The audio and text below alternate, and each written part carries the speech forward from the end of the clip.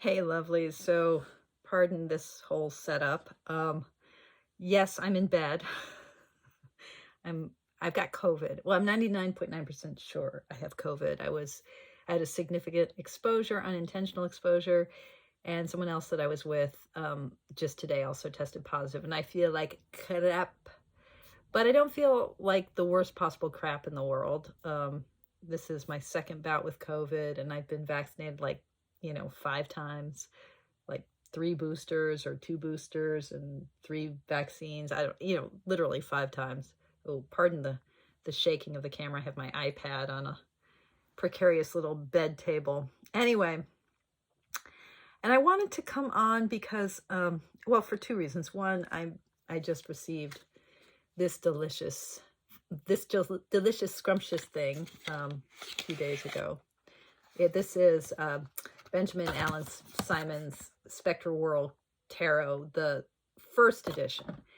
And someone on my Facebook page had posted the death card from this deck, and I was just like, oh, holy cow, yes, please, yes, yes. So it's just, I mean, look at the backs. It's just too scrumptious, just too delicious. And he still has on his website, or on Etsy, I think it was, you can still get the first edition for a very reasonable price. I think I paid $24.95 US. The second edition is gorgeous too, but actually I saw this side-by-side video of the 2 editions. I'll put a link to that below. And I think I actually prefer the Major Arcana is completely revamped for the second edition. I think I actually like the first edition better. It's a toss-up. There are some cards I liked more. The Minor Arcana, there are also some changes. But it's just, I love it. Very, like, it's not fancy schmancy cardstock, but it's really nice springy cardstock. Riffles well. This is a bridge size deck, which is a really nice size, not too small, right? Bigger than playing card size, smaller than tarot size, squatter, wider. What I love about this deck, and my brain's a little foggy, so I'll just say this, and it probably won't be that clear, but forgive me. For those of us who are drawn, as I am, to the archetypal side of tarot, so not the kind of esoteric, looking at all the correspondences, not that sort of Golden Dawn overlay, and not just kind of a decoding of numerological significance, but leaning into that side of tarot where a card evokes a unified image, a meaning. That archetypal kind of unified talismanic sense of the tarot as providing something to lean into. The Four of Wandsiness of the Four of Wands. If you're into that, then a deck like this, which is kind of pippy, but and abstract, but has some echoes of Waite-Smith imagery, so you can sort of see that kind of chuppah, that canopy like reference in this Four of Wands, but it's not really representational. It's not scenic. A deck like this really invites that kind of leaning into archetype. So it's really great for those of us interested in archetypal tarot. And just, little shameless COVID-y, COVID is disinhibiting me.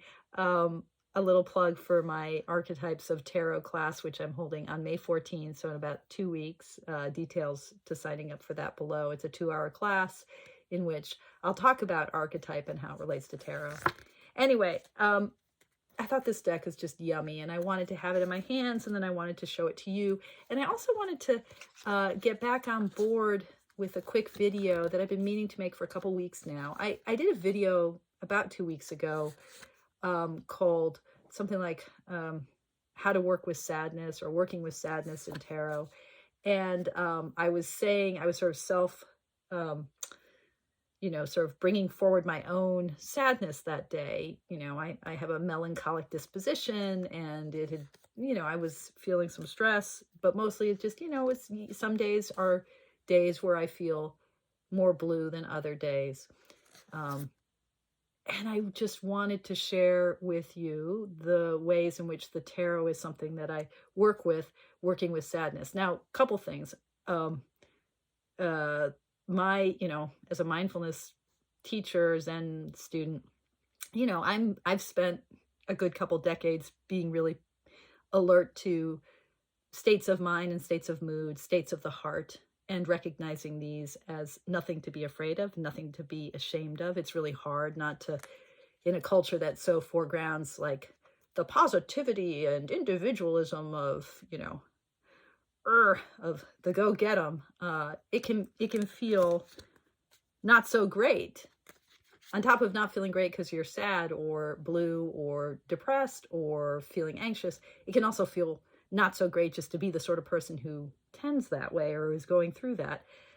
But, you know, I've been working with awareness of my heart and my mind and my body for a while now. So it's not a hard thing to feel sad. Or how do I want to say? I don't like it. It doesn't scare me. How's that? It doesn't scare me. And so I can share it with you easily. So, you know, don't worry about me. You know, I'm good. I mean, right now I feel like crap, but in general, I'm good. So I wanted to say that, but it was interesting. There were a couple of comments to that video. Oh, look at this strength card. So there's these representational images in this abstract. It's such a trippy deck. I love it. There's a couple of comments to that video that were like, you know, saying being sad or feeling, you know, feeling ill, feeling not at your best. This is not a time to overanalyze. I don't recommend overanalyzing, thinking too much. You know, we have a culture where people think too much, and you just need to rest and to meditate and restore your balance and not think too much. And I realized that people were reacting to my mode of reading as analysis, that what I was doing with the cards was like thinking about my sadness, trying to understand my sadness. And you know, this is not, for me, the way I work with tarot is it's not primarily an activity in kind of analytical understanding, even though I am quite the swordsy gal, as you've probably noticed if you've watched my videos for a while. You know, I'm a pointy-headed intellectual. I'm a former recovering academic, shall we say. So, you know, I like playing in the world of abstract ideas. I'm very airy in that way, but I'm also pretty damn wandsy and, you know, a little cupsy. I'm not as embodied as I'd like to be. That's probably my inferior function, to use sort of a Jungian way of talking about it. That sensate function is what is more dormant in me. But all this to say, working with the cards is for me not primarily a kind of analytic exercise, and it's not about understanding in the way that the swords, Nine of Swords, perfect card for this, the way the swords like press into and divide and discern and kind of come up with answers. As I've said many times, mindful tarot is really the practice of finding the question, not finding the answer. It's about leaning in. It's about intimacy. It's about being present with my life, being present with my world, the world that is me. And so this is not about thinking. At least it's not about thinking in the way that we divide thinking. Oh, there's that death card. From being. Or the way we imagine that thinking, that the mind, the life of the mind, is about finding answers, pathways, solutions, definitions, discernment, like cutting up our life. It's actually, for me, working with the tarot is about integrating and about coming back to center and about anchoring. And so I wanted to jump on, especially at a time when I'm sick and I can't think very well. You know, if I can't even, I've been like watching YouTube videos. I've been sleeping, you know, like the last thing I want to do is like follow like a movie, like with a plot. Like, I don't want to do that. I just, but I want to look at cards, and I want to kind of, I want to get cozy, you know? And so I wanted to show you how I play with cards in a way that's not about understanding, but just about being here, just about settling in, just about getting present with what is. Oh my goodness, look at that. Just about getting present with what is, getting closer, entering the gates of my life. So I just want to pull a few cards. I'm trying to, this setup on my bed is all quite precarious. Okay, I'm just going to pull a few cards.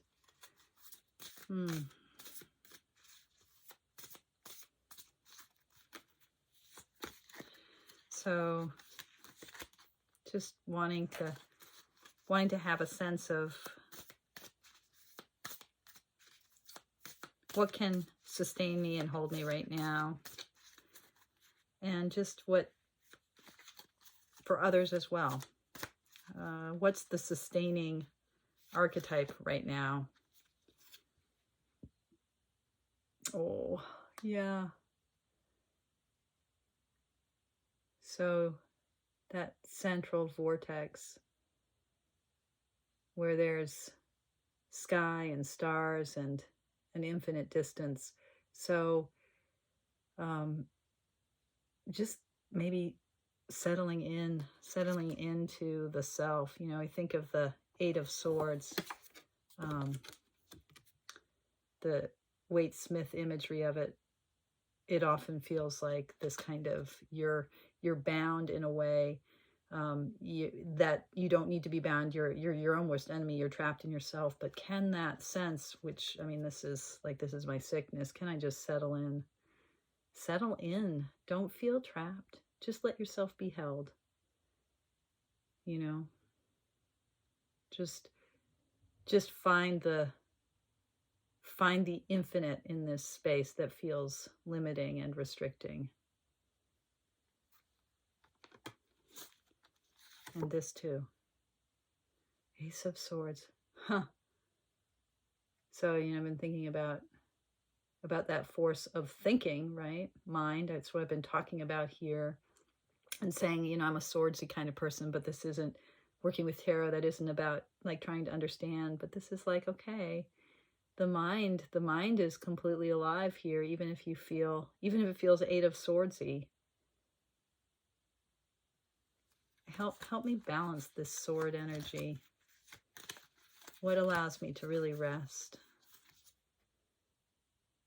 The Hierophant. So that's so interesting. I just spent, the place I got sick was on a Zen retreat, and I was doing a lot of teaching. So just settling into, I mean, I feel this is just settling into my faith and my Zen practice, which is right now just the practice of being sick and just settling in, feeling held by tradition and lineage and everything that supports us, that holds our truth, that's bigger than the individual self. Yeah. I mean, for me, this just feels like, don't worry. Settle into the Hierophant. Let yourself be held by the one who speaks the truth, the revealer of the sacred, right? That's what Hierophant means. The manifester, the revealer of the sacred. Be held by that. So, you know, working with the cards doesn't have to be, it's not intellectual exercise. It's not analysis. For me, it's about just finding a way to settle in right here and now, and finding some support. You know, the the archetypes that press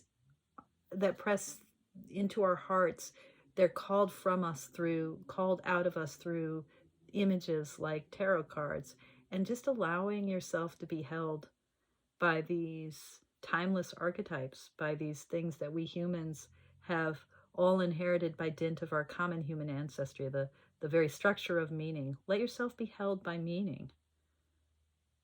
As I'm nodding, I'm making the camera nod because I'm shaking the bed. All right, I don't know if any of this makes sense, and it doesn't. It doesn't make sense. Doesn't have to make sense. I'm gonna rest now. Thank you all for being here, and thank you for your practice, and stay healthy, stay safe. If you're not feeling healthy, take good care of yourself. I'm gonna cuddle up right now in my bed and go back to sleep. Thanks for spending some time with me.